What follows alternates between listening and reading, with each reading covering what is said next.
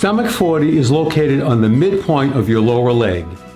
Locate stomach 40 on your left leg by placing your little finger over your ankle bone and your other little finger in the little indentation at the base of your kneecap. Where your thumbs come together is the midpoint. Take a spot that is about 2 finger widths to the side of the center. Press in there. There's going to be a tender spot. That is stomach 40. Activate stomach 40 by rubbing the area quickly 5 times, then take a break for a count of 5 and repeat 4 more times. It might look like this.